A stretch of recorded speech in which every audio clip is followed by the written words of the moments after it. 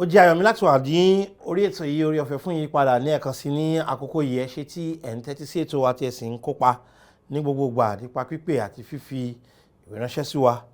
Mo ń retí àwọn ìbéèrè yín ní ọ̀tún lósì ní gbogbo ìgbà lórí àwọn ẹ̀rọ ìbánisọ̀rọ̀ tí a fi sí orí afẹ́fẹ́ tí a ó tún fi sórí afẹ́fẹ́ ní ẹ̀yìn ètò yìí.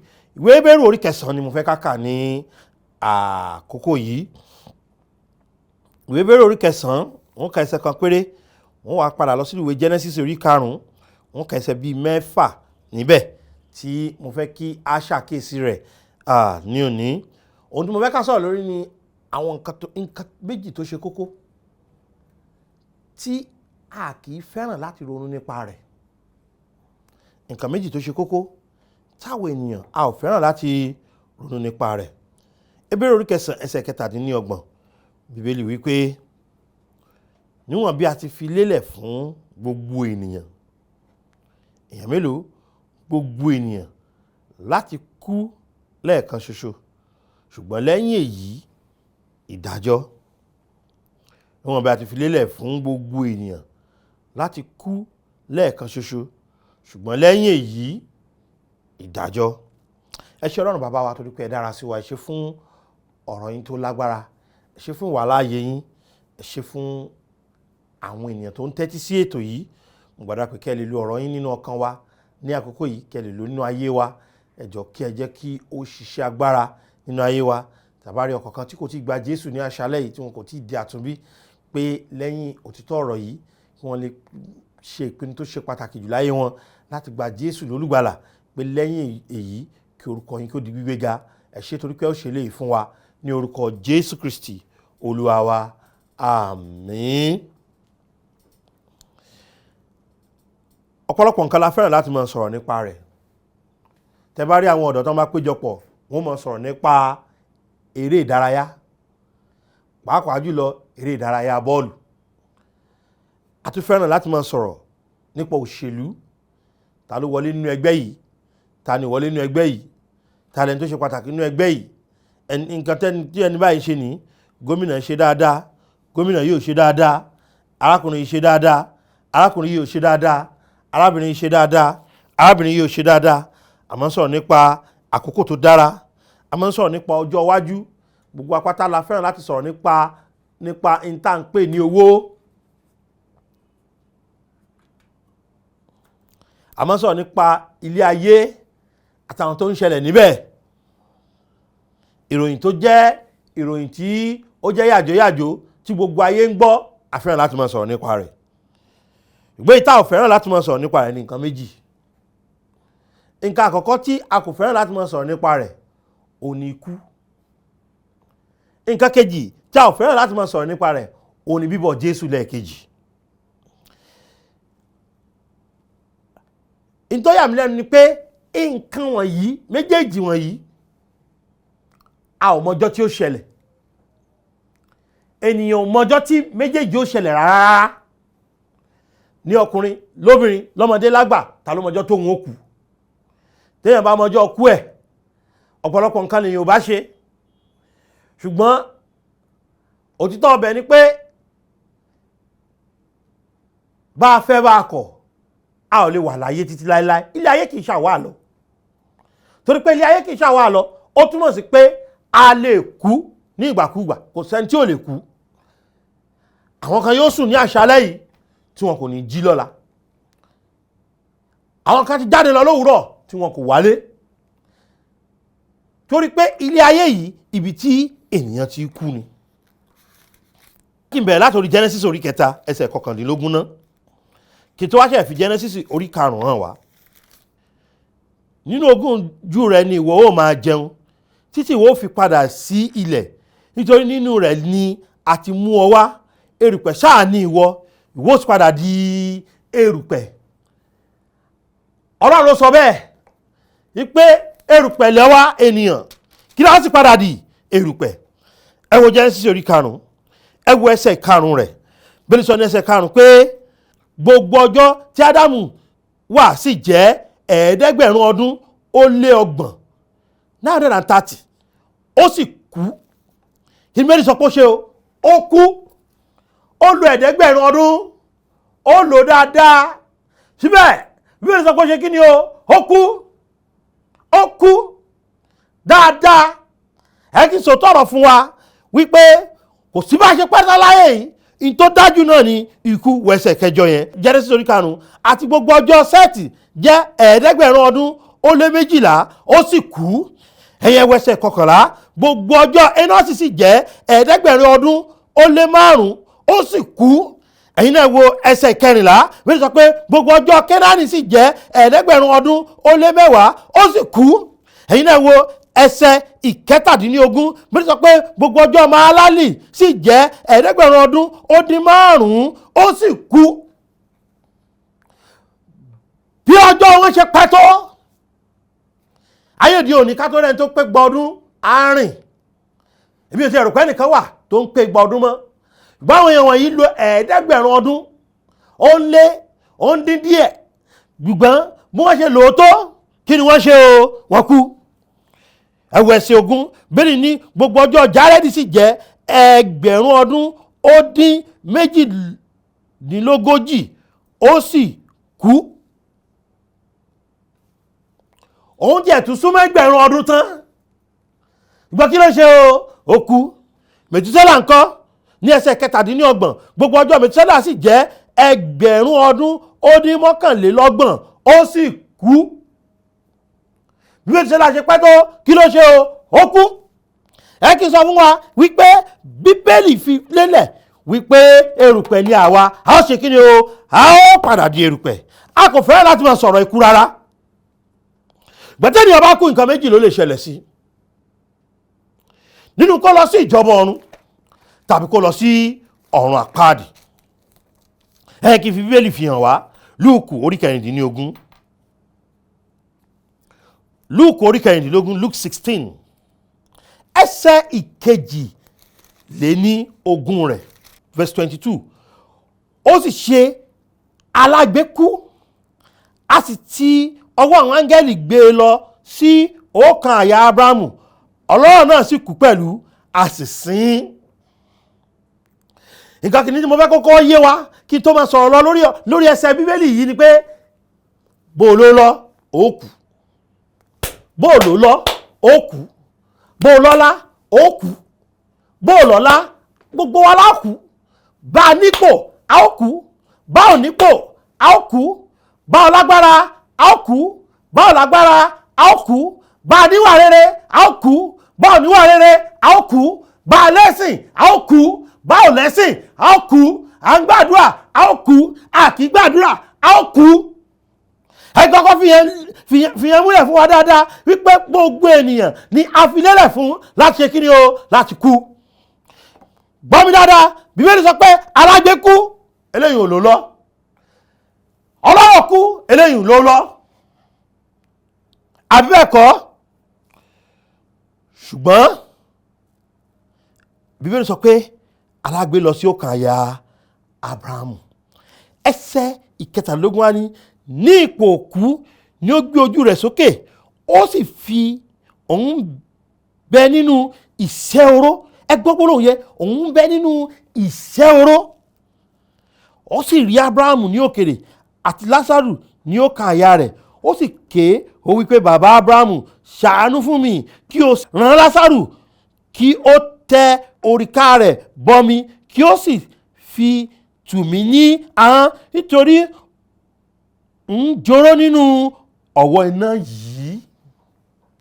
ní ipò òkú yẹn ẹ kí n sọ pé ipò òkú tó wà yẹn inú iná ló wà. ó nítorí pé òun ń jóró nínú ọ̀wọ́ iná yìí.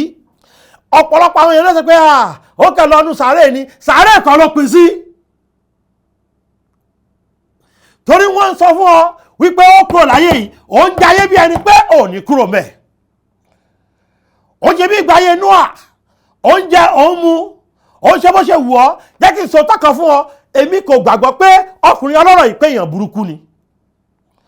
ọlọ́rọ̀ mélòó ni máa ń gba àwọn ènìyàn láàyè tó jẹ́ alágbe láti wọnú ilé rẹ̀ kí wọ́n wá sábẹ́ tábìlì rẹ̀ láti jẹun.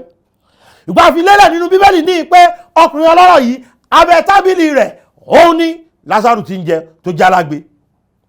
Lásárù alágbe ó ń jẹun èmi kò gbàgbọ́ pé ọkùnrin ọlọ́rọ̀ yìí pé èèyàn bu ni. ṣùgbọ́n ó wọ̀nà. má jẹ́ kí n parọ́ fún ọ, ibi méjì lèèyàn lè lọ tó bá kúrò láyé: ipò òkú nínú iná, tàbí ó kàn ya Ábúráhámù níjọba ọ̀run.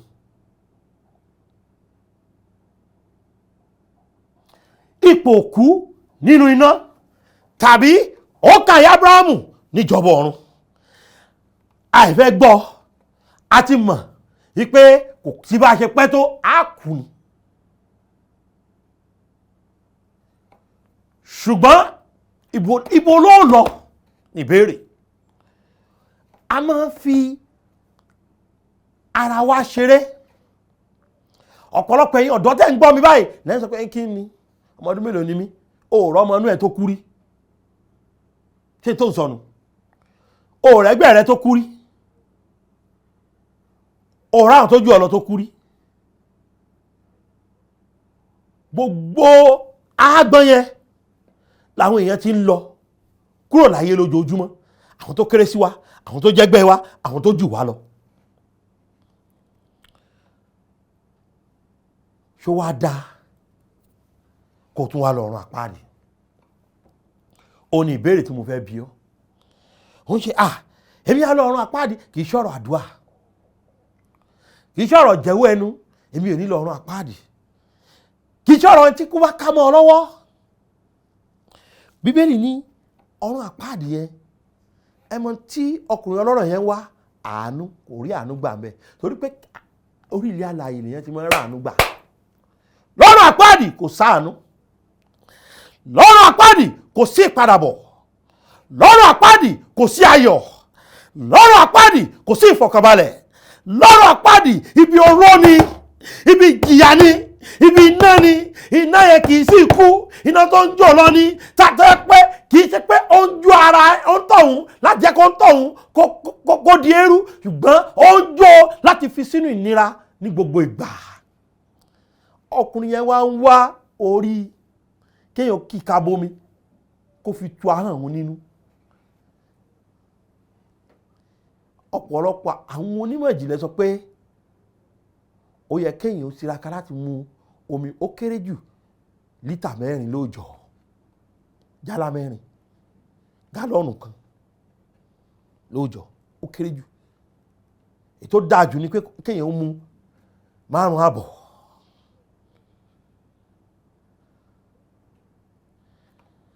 Ó wá ń gbégbé ayé bí ipò ní kúrò bẹ́ẹ̀. Bó ṣe ń kóbìnrin jọ ló ń mutí, ló ń ṣe panṣágà, ló ń ṣe tó wù ọ́. Ò ronú ibi tó ti lo ayérayé rẹ̀. Ò fọkàn sí ibi tó ti lo ayérayé rẹ̀. Ṣùgbọ́n ibì kan náà tún wà níbi tí ìtùnú wà. Ẹsẹ̀ 25 pé ṣùgbọ́n Ábúráhámù wí pé ọmọ rántí pé nígbà ayé rẹ̀ ìwọ ti gba ohun rere tirẹ̀, àti Lásárù ohun burú, ṣùgbọ́n nísinsìnyí ara rọ̀ ọ́, ìwọ sì ń joró. Ibi ìtura wà, ibi ayọ̀ wà, ibi ìfọ̀kànbalẹ̀ wà. Jẹ́ pé téèyàn bá kú ó lè bọ́ síbẹ̀. Bíbélì ní níbi tí Lásárù lọ ara tù ú, ọkàn rẹ̀ balẹ̀, ayọ̀ rẹ̀ kún. Ìjọba kí wọ́n náà lè débẹ̀ yẹn. Ibi tí kò sí ẹkún, tí kò sí àìsàn, tí kò sí ìpayín kéke, tí kò sí ìpọ́njú. Mo lọ ṣàyẹ̀wò ara mi nílé ìwòsàn láìpẹ́ yìí níbì kan. À ń sọ fún arábìnrin tó tajọ́ ń sọ̀rọ̀, òṣìṣẹ́ ibẹ̀ ni wọ́n. Àkúmọ̀ ìgbà tá a gbéjọba lẹ̀, wọ́n ní Ọlọ́run ò ní jẹ́, Ọlọ́run ò ní jẹ́, Ọlọ́run ò ní jẹ́. Èmi náà lè jẹ́wọ́ nípa ọ̀rọ̀ Ọlọ́run pé èmi kì yóò kúkú kan bí kò ṣe yíyè. Kò túmọ̀ sí pé ìní kú ńjọ́ kan. Gbọ́ mi yé. A kì í sọ̀rọ̀ nípa ikú rárá àfi tá a bá lọ bí ìsìnkú. Ọba àjókòó àgbà àwọn àmúra sórin Jerusalem tọ̀run. Orin mi ìlú mi, ilé mi tí ń bá kú, ẹkùn ìbùkún ni ibi ayọ̀. Bẹ́ẹ̀ ni jó mọ́ láwọn bì àwọn agbádá àtàwọn oríṣiríṣi ilẹ̀kẹ̀ lọ́rùn níwọ̀ tó mọ ibi tó ń lọ. Ohun tó dájú ni ikú, ó sì dájú ni pé ibìkan ni méjì láàánú, ìjọba ọ̀run tàbí ọ̀run àpáàdì. Jẹ́ kí n jẹ́rìí fún ọ bí mo ṣe ń parí pé ìkan ní ìrora, ìkan ní ìrora, ìkan ní ìrora, ìkan ní ìrora, ìkan ní ìtùnú, ìkan ní ìbànújẹ́, ìkan ní ayọ̀, ìkan kò sí ìrètí kankan níbẹ̀, kò sí àlàáfíà kankan níbẹ̀. Ṣùgbọ́n kò wu Ọlọ́run wípé kó ṣègbé kó lọ sọ́run àpáàdì. Róòmù orí 5 ẹsẹ̀ 8. Bíbélì ní ṣùgbọ́n Ọlọ́run fi ìfẹ́ òun pàápàá sí wa hàn ní èyí pé nígbà tí àwa jẹ́ ẹlẹ́ṣẹ̀ Kristi kú fún wa. Jẹ́ kí n tún ẹsẹ̀ yẹn kà. Ṣùgbọ́n Ọlọ́run fi ìfẹ́ òun pàápàá sí wa hàn ní èyí pé nígbà tí àwa jẹ́ ẹlẹ́ṣẹ̀ Kristi kú fún wa. Jésù ọmọ Ọlọ́run ó lo ọdún 23 láyé yìí láì dá ẹ̀ṣẹ̀ kan. Tó bá rẹ̀ ń tẹ́bí ń pa, ó ń fún wọn lóúnjẹ. Tó bá ráwọn tó ní ìṣòro, ó ń yanjú ìṣòro wọn. Ṣùgbọ́n tó wá ṣe láyé kọ́ yẹn, ohun tó wá ṣe ní pàtó ni pé ó wá kú fún ẹ̀ṣẹ̀ rẹ̀. Bíbélì ní Jésù ò kú fún ènìyàn mímọ́. Ta ni Jésù kú fún? Àwa ẹlẹ́ṣẹ̀. Nígbà tí àwa jẹ́ ẹlẹ́ṣẹ̀, Kristi kú fún wa. Jésù ọmọ Ọlọ́run ọdún 23 yẹn, èrèdí wíwá rẹ̀ ohun kan pàtó ni. Ohun kan pàtó náà ni pé ó wá kú ká bá lè di alààyè ọkàn. Ikú oró tí ń bá kú, ìyà ẹ̀ṣẹ̀ tí ń bá jẹ, gbogbo ẹ̀ ló ti kó lọ. Jésù Olúwa mà ṣe torí mi ló ṣe jìyà. Ǹjẹ́ o mọ̀ pé torí rẹ ni Jésù ṣe jìyà? Ǹjẹ́ o mọ̀ pé torí rẹ ni Jésù ṣe kú? Ǹjẹ́ o mọ̀ pé nítorí rẹ la ṣe pa lórí àgbélébù, la ṣe sin ló ṣe jí dìde? Gbọ́ mi dáadáa, ní ọdún 26 sẹ́yìn gẹ́gẹ́ bí ọ̀dọ́ làǹgbà, ó yé mi pátápátá pé kò sígbà tí ń lè kú. Ṣùgbọ́n ikú kan tún wà tó le ju ikú eléyìí lọ. Ìwé Ìfihàn orí 21 ẹsẹ̀ 8 sọ̀rọ̀ nípa rẹ̀. Bíbélì wípé ṣùgbọ́n àwọn ojo àti aláìgbàgbọ́ àti ẹni ìríra àti apànìyàn àti àgbèrè àti oṣó àti abọ̀rìṣà àti àwọn èké gbogbo ni yóò ní ipa tiwọn nínú adágún tí ń fi iná àti sulfuru jó, èyí tí í ṣe ikú kejì. Ikú kejì ń bẹ fa. Ikú ọ̀run àpáàdì. Ìyapa kúrò lọ́dọ̀ Ọlọ́run títí ayérayé. Tó o bá ní ìyapa kúrò lọ́dọ̀ Ọlọ́run títí ayérayé, tó o bá ní bára rẹ nínú ọ̀run àpáàdì, mo bẹ̀ ọ́ lónìí, yára rẹ wò, ṣó o ti gba Jésù? Ṣó o ti ní Jésù lólùgbàlà? Ǹjẹ́ ọjọ́ kan wà nínú ayé rẹ tó o mọ̀ọ́mọ̀ sọ pé Jésù, ẹlẹ́ṣẹ̀ ni mí, ṣàánú mi ẹlẹ́ṣẹ̀. Gba ọkàn mi là kó fún mi níyà nípẹ̀kun. Wá sínú ọkàn mi kó o sì máa gbé bẹ̀. Gbọ́ mi dáadáa, pẹ́ láyé bó ṣe wù ọ́, ikú lòpin ohun gbogbo. Tí ikú ìbá dé, ó lè já síkú kejì tí ṣe kú ọ̀run àpáàdì, ó sì lè já sí ìjọba ọ̀run. Ṣùgbọ́n tí ó jẹ́ kó já sí ìjọba ọ̀run, òun ni gbígbà Jésù Kristi. Ohun tí ó jẹ́ kó já sọ́run àpáàdì, òun ni kéèyàn má gba Jésù lólùgbàlà. mi fẹ́ kí ikú rẹ lórí ilẹ̀ kó já sí ikú kejì. Ọlọ́run kò fẹ́ kí ikú rẹ lórí ilẹ̀ kó já sí ikú kejì. Ó fi ìfẹ́ rẹ̀ pàápàá hàn sí ọ pé nígbà tí ìwọ jẹ́ ẹlẹ́ṣẹ̀, Kristi kú fún ọ. Gba Jésù Olúwa gbọ́ lónìí, a ó sì gbà ọ́ là. Ó bọ́ lọ́wọ́ ikú kejì nù, ó bọ́ lọ́wọ́ ìgbé ọ̀run àpáàdì nù. Ó di ẹni ìjọba ọ̀run nìyẹn. Ó di ẹni ibi ayọ̀ nìyẹn. Ó di ẹni tí kò nílò láti máa gbàdúrà pé má jẹ́ n wọná mọ́. Ó di ẹni tí ó ṣe ìtẹ́wọ́gbà lọ́dọ̀ Ọlọ́run.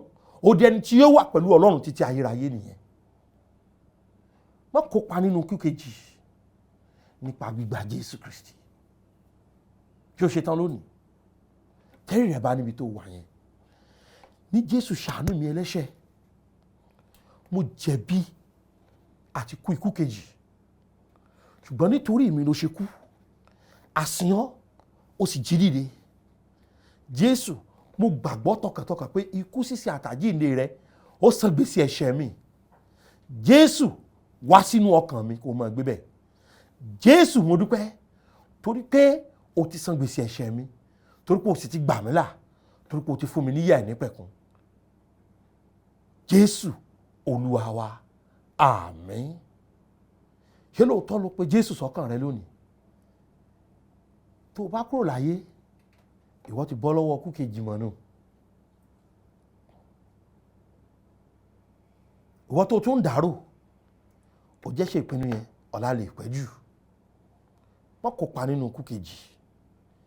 Gba Jésù lónìí, ó sì bọ́nù. Yóò gba ikú lọ́wọ́ rẹ, yóò fún ọ ní ìyè. Bóyá nǹkan kan wà tí mo sọ láṣálẹ̀ tí kò yé ọ, pè mí. Tàbí nǹkan kan wà tá a nílò láti sọ, tàbí ẹ̀bẹ̀ àdúrà kan wà tẹ́ fẹ́ ká jọ gbàdúrà lé lórí.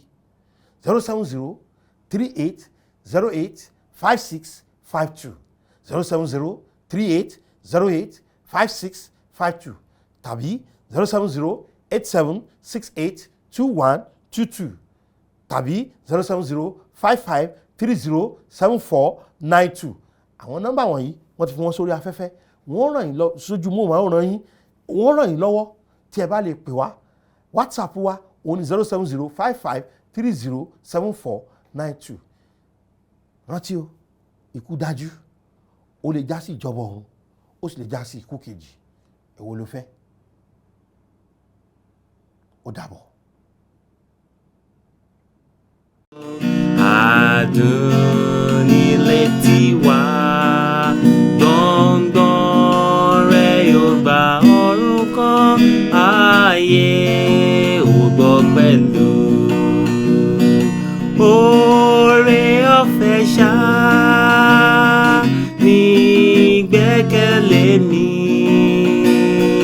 Jésù kú fún aráyé, ó kú fún mi pẹ̀lú. Oore ọ̀fẹ́ ṣá ní gbẹ́kẹ̀lé mi.